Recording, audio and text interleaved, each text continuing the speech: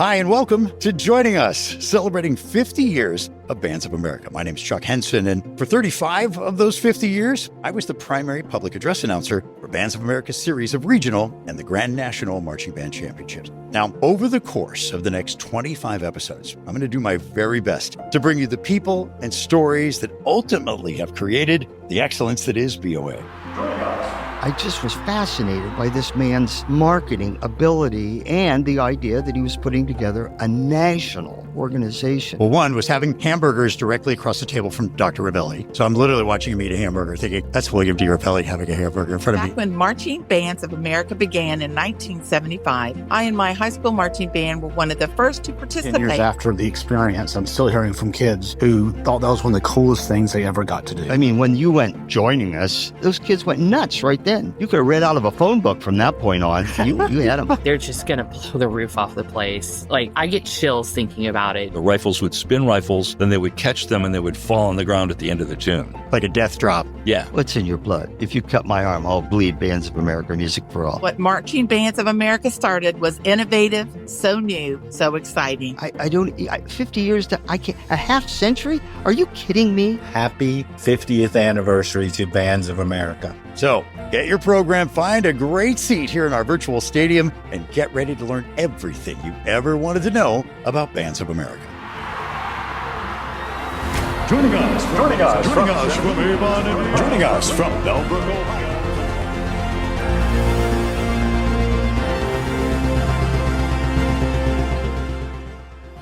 Wow, what a journey we've been on. Hi, everybody. I'm Chuck Henson, and this is Joining Us, celebrating 50 years of Bands of America excellence. I've had the most amazing time talking to the people that we've spoken to so far in this series of events. There's still plenty to come. We're not anywhere close to being done. And I think I might be most excited, and you may hear me say that each and every week, I may be most excited to talk about the guest we have on today. He is a former president of the Midwest Clinic. He is currently the chairman of the board of the Midwest Clinic Foundation to help further their goal. And for our purposes today, he is the man who everyone has to thank for the creation of the National Concert Band Festival, now called the National Festival, hosted by Music for All. Please welcome Mr. Richard Crain. Richard, how are you? I'm doing well. Thank you, Chuck, very much. You look good there in your office this morning. You're in Houston?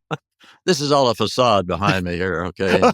Oh, you got a virtual background going? Virtual background, few comic books. That's it. My eyes are so bad, I can't tell the difference between one or the other. Oh, good. It's an honor to be on here, Chuck, and I'm really excited to talk about the National Concert Festival. Well, let's just jump right into it, because how did the National Concert Band Festival, now called the National Festival, how did that come into the ethos as a thing? Was it something that you brought to Bands of America, or did Scott McCormick come to you and say, hey, this is something I've been thinking about? The Westville High School Band started participating in the regional marching festivals that Bands of America sponsored. And so I got to be good friends with Scott through that. And Westville did very well. In fact, they went to Grand Nationals immediately right away and did real well. And they finally won first place. And then Spring started the journey too. But this was probably in 1990 or so at a hotel in San Antonio. And I can't remember if it was TBA or TMEA. Philip Geiger of Westville had told me that Scott had wanted to expand Bands of America to be a more comprehensive music educational event. And so we visited in his hotel room, and I was really, really excited about that because the marching's fine, but you don't have a marching band if you don't have a concert program. That's true. That's very, very true. And we were fortunate to have that in Spring. So we visited about it. And then in the summer of 91 at Whitewater, Alfred Watkins and Greg Bim and Scott McCormick and Tim Lutzenheiser and Bob Buckner, who had a lot of great input, sat around a table and just said, okay, nothing is off the table. Everything is on the table. And Bob, for instance, was really great and creative, and he wanted to have a banquet where we all dressed up and celebrated music at the end of the festival. We did not want it to be, I don't know whether I could go through all the criteria today. We did not want it to be competitive, like the marching band's very competitive. And why was that so important? Why was that so important that it not be competitive? That's a good question. I think because marching was so competitive, and music encompasses the masters, and it's so more broad. And I think that like Midwest Clinic is non-competitive. Of course, it is. You want to you want to do your best, but we didn't want somebody to sign up saying, "Okay, we're the winners. We're better than the rest of you." Yeah.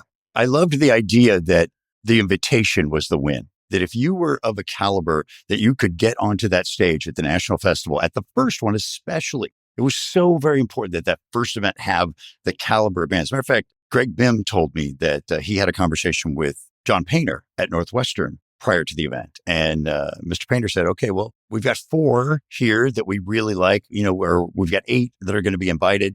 Do you want an 8 festival, or do we let other groups in that are not at this standard? And the answer was no, we keep the standard. That's the most important part. Yep. Well, we recruited 4 that I knew the quality of their programs. But Scott thought that in order for it to be financially able to produce, we would have a minimum of 8 bands. The second year we had 12, and the third year we had 16. Yeah, and it's grown since then in other ways, and we could talk about that. But back to that first meeting, the list of names that you just read that were around that table. Holy cow. I mean, those were the people at that time. Those were the people that were about to make the decision that would impact everything that event is even today. Right. That's amazing. And of course, Ray Kramer and John Painter and others were a part of that too. We counseled with them, and they had input. And Philip and Bill Watson, who worked for me, also had input into it and contributed to some of the early comment sheets that we had. But Oconomowoc, that's where Herman Knoll lives now. Oconomowoc, Wisconsin. I love it. Oconomowoc was a really fine band from Wisconsin. We had great national representation, too. It was really from everywhere. It was really important that the groups that were selected on their merit, not on the name attached to the school. That's correct. Tell me about the audition process, that blind audition, because that was also very important, wasn't it? They had no idea. We marked off if the school's name was on the score. We marked that out or covered it up, and they had no idea who the bands were. The bands got comprehensive evaluation of their ensemble.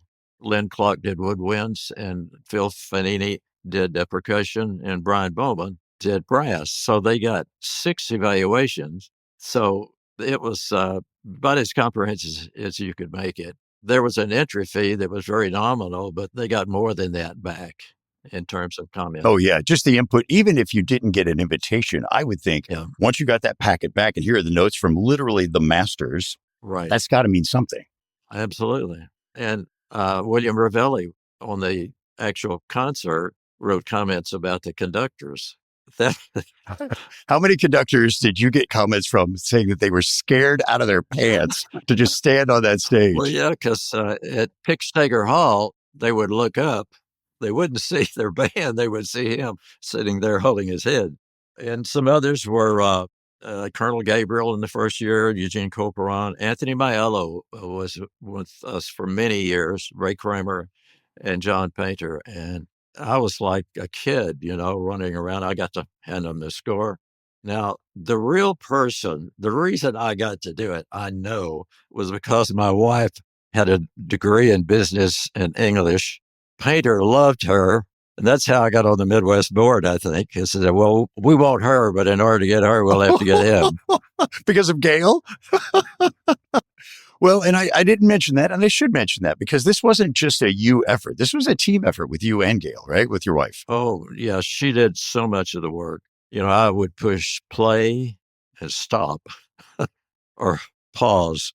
And she did all of the collecting of everything and put everything back in packages. And all the staff music for all our bands of America had to do was put a stamp on them and mail them back. From my perspective, it couldn't have been easier. I mean, my role as the master of ceremonies for the event was to read the program notes for all the groups. And, we didn't have the amazing Carl Grapentine attached to it at that point. And thank goodness we do now, because he is perfect in that role. I bow to his greatness every time I get a chance to see Carl Grapentine. Yeah.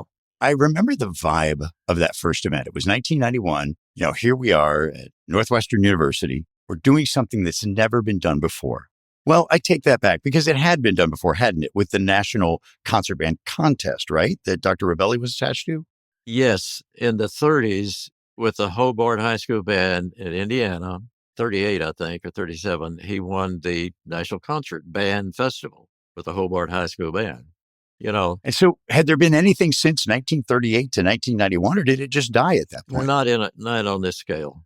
No, there were festivals in Enid, Oklahoma. There was a festival, but you stayed in barns and out on the lawns and everything else, and it was pretty primitive. Really? Yes. That sounds very Enid, Oklahoma to me all of a sudden. No, Enid, Oklahoma is wonderful, and Dr. Milburn Carey was the one that ran that in the 50s and 60s. That was all there was. I love that. It's something that, I mean, you must wear such a badge of pride knowing that this is the baby that you gave birth to, that still to this day in 2025 is as big or bigger and better than it ever was. Oh, yeah. It's amazing. And I don't remember the year. I think it was after Gail and I left in 2007 that they changed it from the Concert Band Festival to the Concert Festival because they added choir and strings. Yeah. The National Festival encompasses more now than just concert band. Yeah, it's like everything. Which is the whole thing. I mean, you look at the history of Bands of America, when you're talking about marching bands of America, became Bands of America because there's more than just marching band, right? The Concert Band Festival became the National Festival because there was more to that than just the concert bands. It seems like a natural evolution to me. Absolutely. Kids got a master class with one of these specialists on their instrument. We had a panel of, they used to call it the Meet the Masters, and there's Fennell and Painter and Kramer and Milo and all these names, Dr. Ravelli, Frederick Fennell, John Painter, Eugene Corporon, all those guys, Colonel Gabriel. Was it you who made that first pitch to all of them to say, hey, this is what we're doing, and we'd like you to be an evaluator? I contacted some, yes, not all of them, but some of them. The very first one, Scott said, you need to go upstairs and have dinner with Fennell. And I said, well, I'm kind of busy doing stuff, getting played. No, you need to go upstairs and have dinner with Fennell. So it was in the Hilton in Evanston. And so we went upstairs and I spent an hour and a half with this legend. He was the nicest man. Oh, yes. All of them were. Everybody comes with this reputation of the bravado and the whatever preceded them in how they operated. And every single person, from the very beginning of that event, I mean, I can feel it in my chest right now, the feeling of joy that was overarching everything, because what we were creating, we all knew. We knew it was something special. And every time I would talk to one of those evaluators, or you, or Gail, I could feel it. I could see it in everyone's eyes how special this event was. Well, I've got a cherry to put on top. After the first one, we were all in a room with all the evaluators. And we were nervous. I mean, Eugene Copron, Colonel Gabriel, Fennell, all the rest. And Scott, he said almost sheepishly, here's a card. I would like for you to go home and think about it. If you would like to be a part of this next year, we're going to try to do this again. Well, every one of them signed their card, ! And gave it to him in the next 5 minutes. They wanted to be a part of something this special. I'll never forget that moment. Did they all sign each other's programs? Yes. They were passing around like kids. That's what I was told. I remember that I was told that happened, but I could never know for sure. And that was one of the things I wanted to ask you specifically. It was like a high school, right? They were just like, we were all here. We all signed each other's books. Yeah, it was magic. So we started planning the next one. And this is the brochure. You can't see it, of course, for 1993.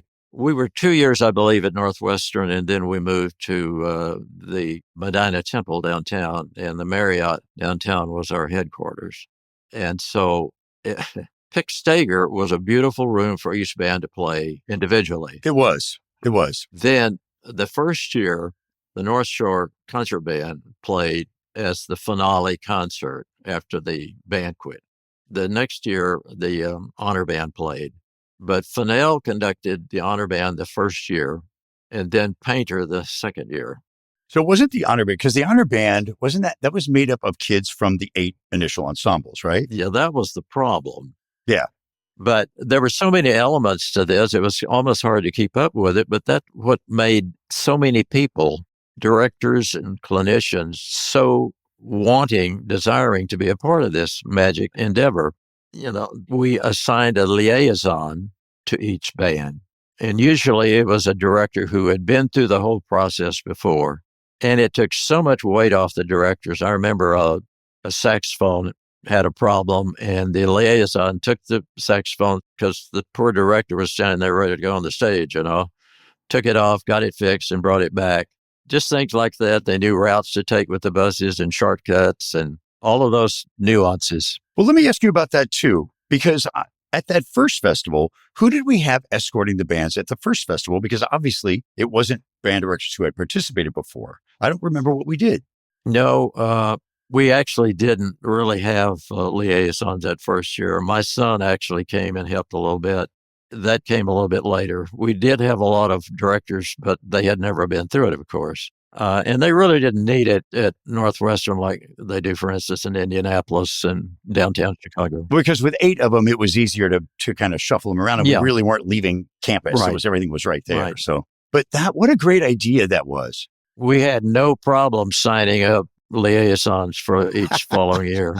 Right. Well, they got a lot of perks too. So, oh yeah, I'm thinking about that as a director that's participating, to have a director that's been there and done that, who you already know that this person's band is of a caliber that has also performed at this event. They're going to have all the answers for you, aren't they? Absolutely. Yeah, that's cool. That's very, very cool. And Bands of America took care of the kids. I mean, the adults would be off doing their thing and clinics or whatever and meetings. And then the Bands of America folks were taking care of all the social activities. And the kids that's part of being in band and choir and the other fine arts. You get this social interaction that you don't get in other academic areas. And they had a great time. They would plan all their activities well. And there are just so many elements to it that were so great. But it was so rewarding to see these icons of our profession buying into it. Others like Richard Floyd and Kevin Settertall and others joined us later on. And they have to have a rotation now because so many want to put Jerry Junkin and oh my gosh, yeah. We have a rotation, I believe, now. But my wife started having physical problems about 2007, and we had to give it up, but it was getting monstrous. She did all of this before computers were really the thing. And if somebody submitted a piece to play at 9:59 p.m. and somebody submitted the same piece at 10 p.m., she would keep up with that. No, you have first choice, you have second choice. And they had to have the correct titles because the director in Minnesota, who is Craig Kirchhoff's wife, submitted the correct title of a piece, and the other one that got it in first did not. So we had to give it to the band that had the correct title. Whoa, that was fun. I had not heard that story. But she kept up with every detail of that. Gail was amazing. She was an amazing woman. And the two of you together, such a pair. And the fact that you could all keep your cool. I mean, I remember the pep talks that you and Gail gave the staff at that first event. I remember a big chalkboard that was in the headquarters, and it was all divided into grids and what had to be done. And I can specifically recall Gail and you kind of looking at all of us going, look, we're doing a good thing here. Everybody just, stay cool. And remember, we're here to serve everyone that's associated with this. And it ended up perfect that way. And I was like a duck paddling under the water. You couldn't see it. We all were. Thank you. Anyway, I could never say enough about her because she did 90% of the work and she did it out of love. And, she was not a musician. She could have been. And, I auditioned for the first several years, all of the members of the honor band. They would send the tapes to the MFA office, Band of America office.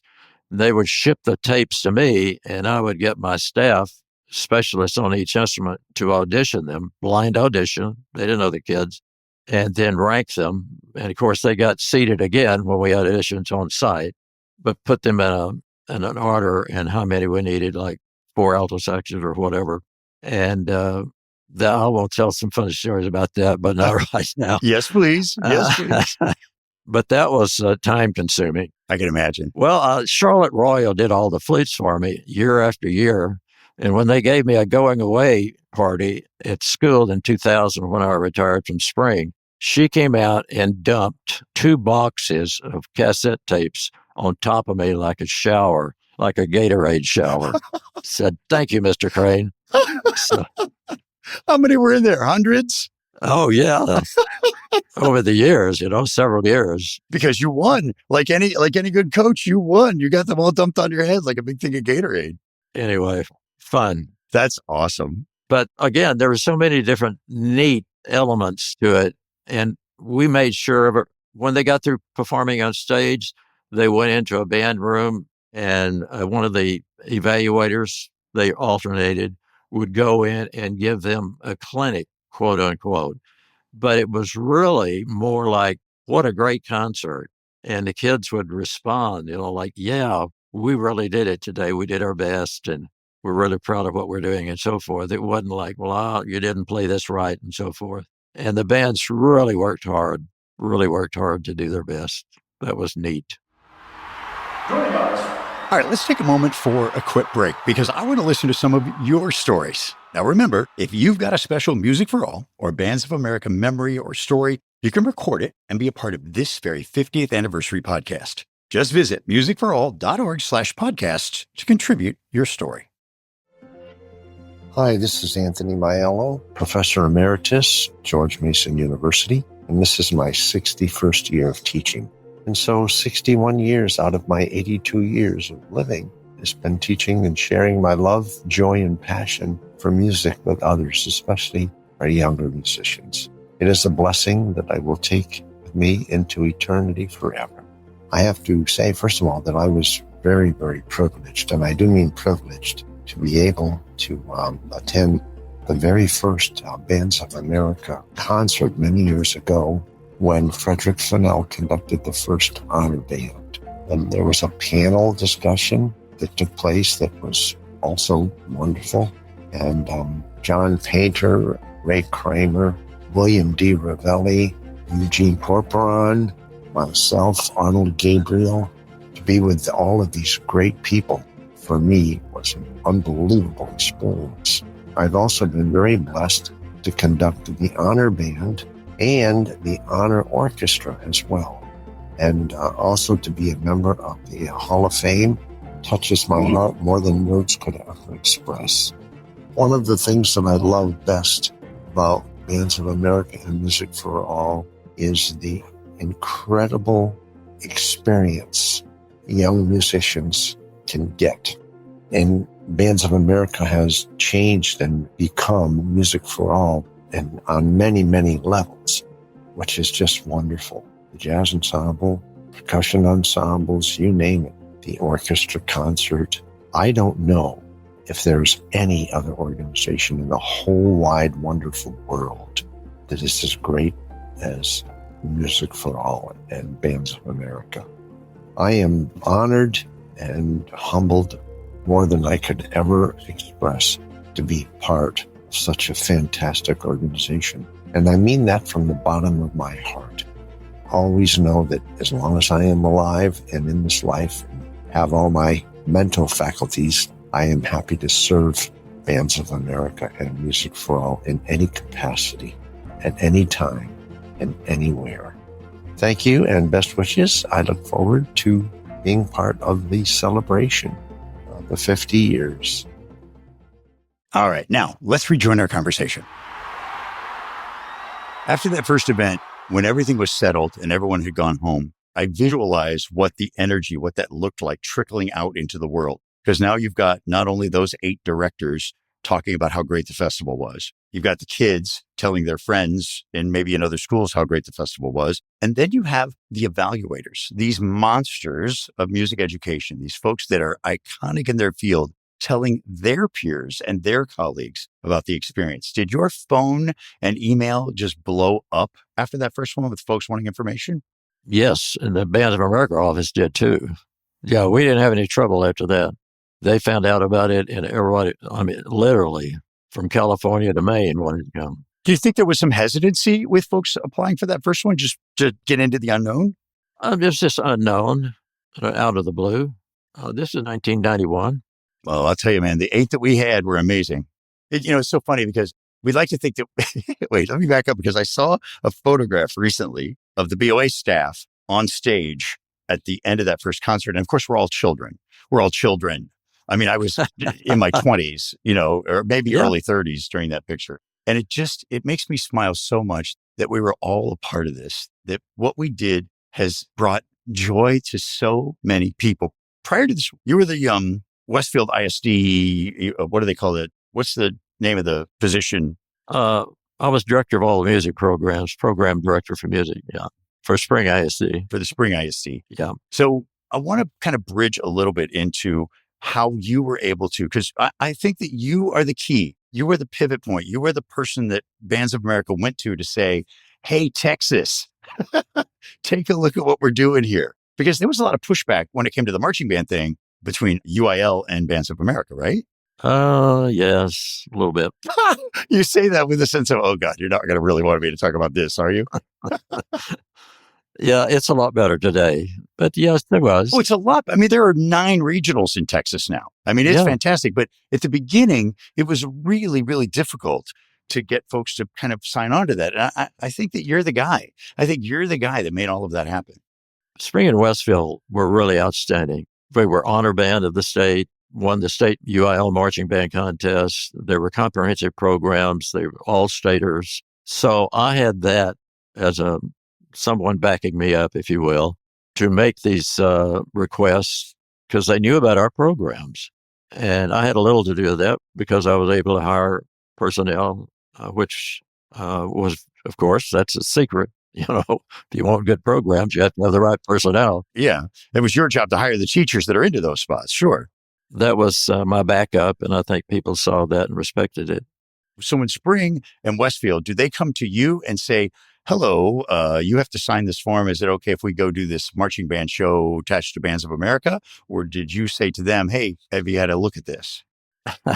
Well, it was a combination. They have to go through their building principal and my office, and the superintendent really, if it's an out-of-state trip like that, needs to sign off on it, and the board. But that was no problem. Our superintendent at that time was really pro-fine arts, pro-band. We were the highest profile fine arts in the district, and he was glad for that national exposure. Did you go with them on that first trip? I think I did. I went on several. Yeah. Oh, of course. But I have a medal when Spring won. Really? Oh, that's nice. Said, I guess I ought to give you one, Mr. Crain. So you have one more than me. I can tell you that. So they did the Henneman show, it was called. Anyway, yes. And I went with Westfield also. I think my point is that, you saw when they came up, because the marching band exposure happened prior to creating the Concert Band Festival. So you had already been given an impression of what Music for All, what Bands of America was about. Oh, yes. Yes. I knew Scott and you knew his heart, right? And you knew where his head was and you knew what he wanted to create. And it fell in line with what you were all about. And I don't want to take all the credit, but when we met in the hotel room and I had heard that this was on his heart, I said, this is what I'd really like to do. I'm not into marching, but a comprehensive music education organization is what I would be really interested in. And he was very passionate about it, and I was very passionate. So he gave me a lot of leeway to contact people and get it going, and that was the genesis of it. And I thank him to this day for his vision. 24 years later, the event is bigger and better than it ever was, and you were the man standing there on day one. How does that make you feel? Well, there were a lot of other people involved. I got to get them credit. Like Cam, and I can't remember all of the assistants Scott had. But, we were all, I was part of that team. We were all just worker bees. We worked for bands. We had it in our heart. We knew what we wanted to be. And but really, we looked to you and we looked to Scott and to the people that were really at that top level of where do we want this organization to go? And it skyrocketed because of that event. Well, I appreciate that. And that's the truth. You look around the room and everybody's got a smile on their face and they believed in this mission, this endeavor. It's easy to do. One of the recurring themes, and I've said this now several times in several of our podcasts, you become like the people you associate with. Yeah. Well stated. And this is a group filled with the best people It's so amazing. So many nice, kind, intelligent, thoughtful, forward-thinking people associated with Bands of America. And to be even in that sphere is just so great. Yep. Did you miscount? But a number of years? Yep. 34 years later. Yes, thank you. 34 years later. Oh, my goodness. Oh, my goodness. Thank you, sir. Thank you, sir. Well, I had an advantage. I started counting up while ago just for kicks. Look, I graduated from a public school in Kentucky, so I claim no sense of that whatsoever. Well, listen, I was in the top 2 of my graduating class, high school. Of course you were. You're so good. There were only 6 in my class, but that's the truth. Oh, gosh.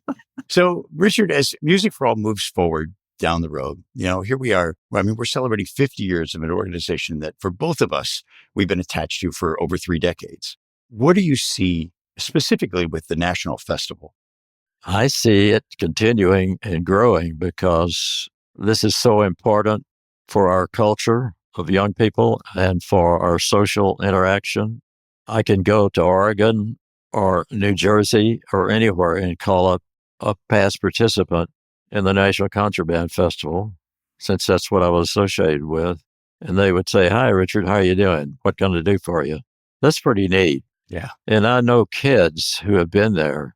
The band director of one of the most competitive, award-winning bands in Florida came up to me after one of the festivals in Indianapolis and said, "We've been to the Grand Nationals. This event beat that. This has been so special in so many different ways for our kids." And I just wanted to sit down and cry. That was what we're after. That's it. And all the people that work so hard, like yourself and our staff, my wife, Scott, and so many others that was worth it right there. I hope that answers your question. I'm finding this becomes a big love note to Bands of America and to Music for All as I talk to more and more people. Chuck, as long as it's made about kids and their welfare, and of course the education and enrichment of the directors, but mostly number one, as long as it's about the kids, then it's going to always grow and flourish. Amen. You were president of the Midwest Clinic for quite some time. And as folks in the industry, the Midwest Clinic is considered the top of the mountain when it comes to this sort of thing. What are the differences, as someone who sat in both of those chairs, the differences between the National Festival and the Midwest Clinic when it comes to a performing group? Practically speaking, we can't have that many high school bands because of the way our conference is set up. So 5 high school bands is about it. And middle school bands, about 4. Whereas the concert band festival is limited, but it doesn't have those kind of parameters. I think they're a lot similar. You have to be selected by audition, and that's a common thread. But I don't want people to think that somehow these 2 organizations are in competition with each other. No, not at all. I worked for both, and they differ. They have different tracks they go on. And how's the experience for the students different at each? Because I've not been a student at Midwest. I've been there with Bands of America, set up a booth in the expo and, schmoozed and shook hands all day. But I've never been to a band concert at Midwest ever. And I don't know what that experience is like for them. Do they have clinics afterwards? Do they have master classes? Is it the same? No, that is not the same because of our facility and some other restrictions. I think the performance at Midwest is superb, supreme. The kids work really, really hard for that. And because there are only 5 high school bands, it's competitive in that respect to make that top level. Oh, it's got to be. We don't have individual student activities like Music for All does. I guess one difference, it's not that critical, but the kids love going through the exhibits at Midwest. And you can go into the area where the trumpets are sold. Yeah, that's true. And they love going in the exhibits, and a lot of inspiration comes out of that. But both are great. They both have different goals, if you will. I mean, not goals, but... It seemed to me, it was one of the things we had talked about was with other folks, is that it seemed to me like a lot of folks would kind of test the waters at the National Festival and see if they could get an invitation there before they would apply to Midwest. Do you find that? Oh, yes. So seeing one as related to the other, only that, okay, we need to be at this level. If we're at this level, then we can do both of these events. Because we only have a limited number, I guess you'd say that the competitive aspects are greater for Midwest. Yeah, 5 is very tiny. Very tiny. Yeah. Are those all U.S. domestic high schools, or are there international events attending Midwest? There are a number of international groups, but they fit in other categories. Like the Hawaiian band came last year. It was an adult band. A Japanese band was there that was actually a public school band. They're considered different because they're not Hawaii, it's not international, but it was an adult band. Yeah. And we've had bands from Japan almost every year. And are they auditioned as well? Actually, international groups, if they're more than one or two that we can't fit them all in, then we do have to have some kind of audition. But usually there's one band from Japan that will come. That's cool. And they're considered different. In fact, we give them 2 years to fundraise because it costs so much money to come from Japan or from Brazil or Colombia or Spain or whatever. Does that make sense? It does indeed. Richard, you have had such a profound impact locally where you are in Houston, statewide in Texas, and of course nationally now through Music for All in the Midwest Clinic.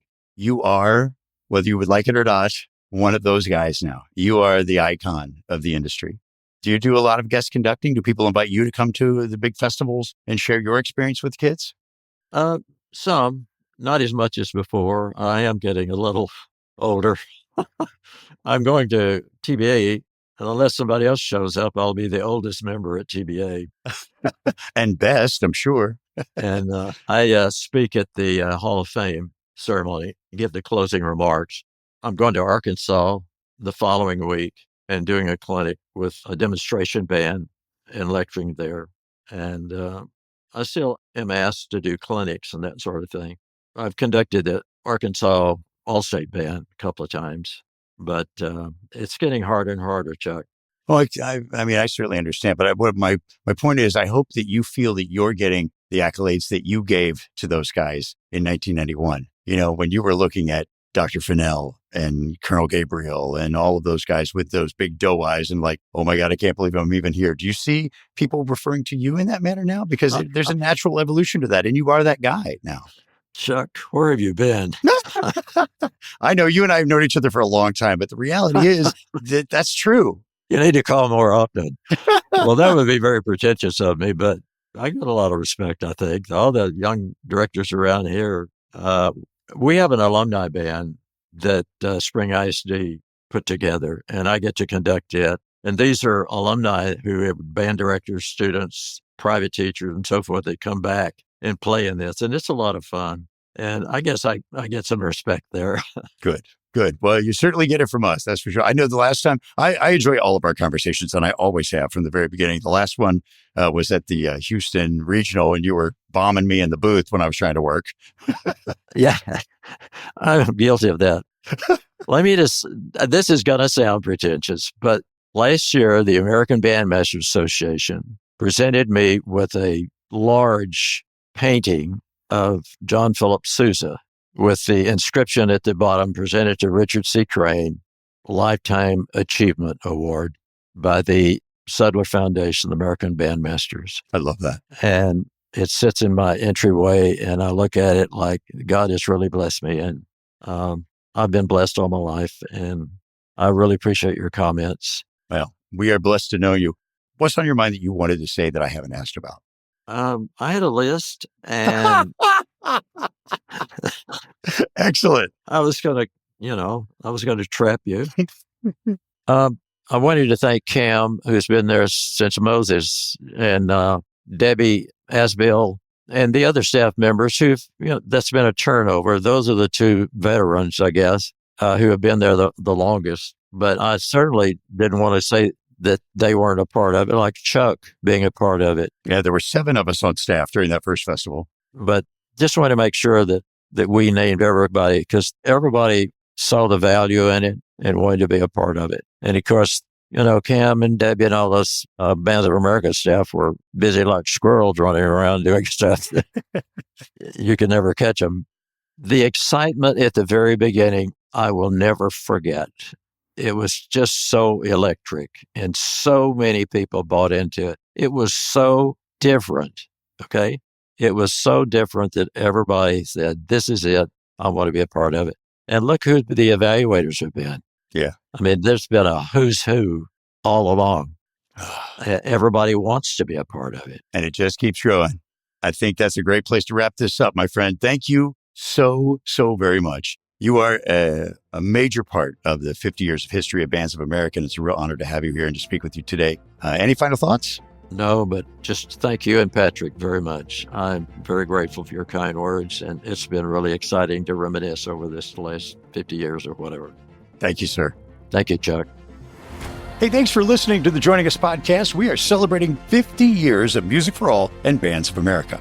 Do you have your own story or memory to share? Well, I want to hear it. You can record your own story by visiting musicforall.org/podcasts. We may just include your voice in a future episode.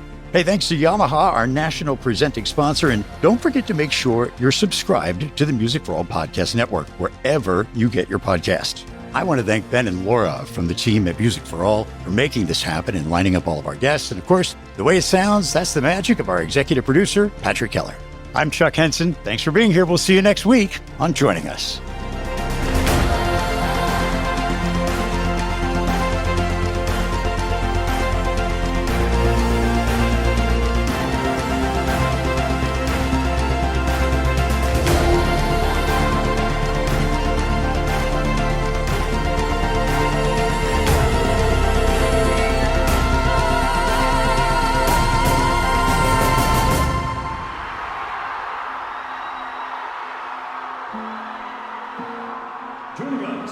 Joining us from Avon, Indiana.